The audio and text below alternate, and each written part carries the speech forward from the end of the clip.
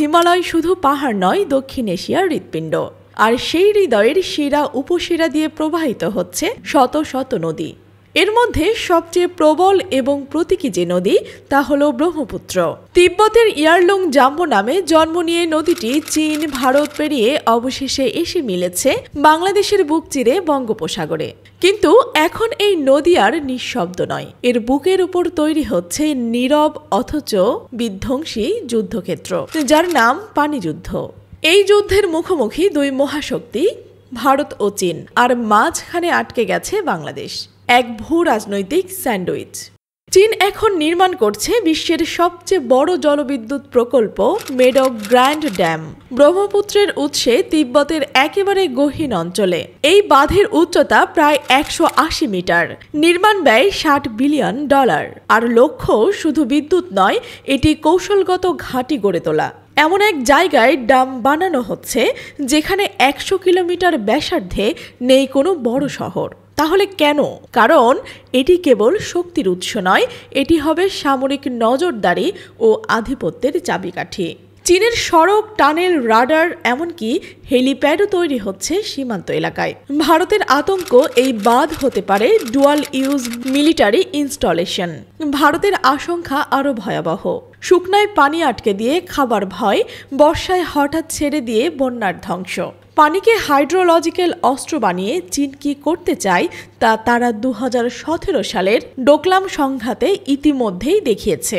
সেবার ব্রহ্মপুত্রের তথ্য দিয়ে ব্ল্যাকমেল করেছিল চীন। এদিকে বাংলাদেশ, একদিকে ভারতের পানি আটকানোর রাজনীতি, অন্যদিকে চীনের প্রস্তাব। তিস্তা চুক্তি বছরের পর বছর ঝুলে রয়েছে, পুকুর শুকিয়ে গেছে, খাল ভরাট, চাষাবাদ ধ্বংসের মুখে। তখনই চীন এসে দিল আশার আলো, $1 বিলিয়ন তিস্তা পুনর্গঠন প্রকল্প, যেখানে থাকবে নদী ড্রেজিং, আধুনিক কৃষি জলাধার, এমনকি স্যাটেলাইট নগরীয়। চীনের প্রস্তাব শুধু পানি নিয়ে নয়, ভবিষ্যৎ বাংলাদেশ গড়ার রূপরেখা।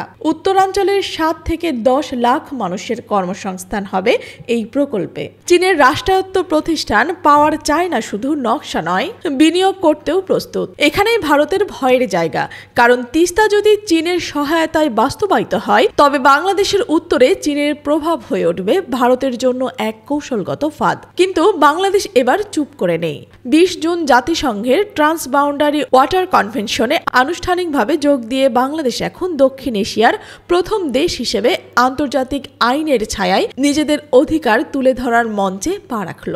এখন আর পানি চাওয়ার সময় হাতজোড় নয়, পানি চাই অধিকার হিসেবে। তিস্তা প্রকল্পের মাধ্যমে একদিকে উত্তরবঙ্গের বন্যা নিয়ন্ত্রণ হবে, আর শুষ্ক মৌসুমেও পানি ধরে রাখা যাবে।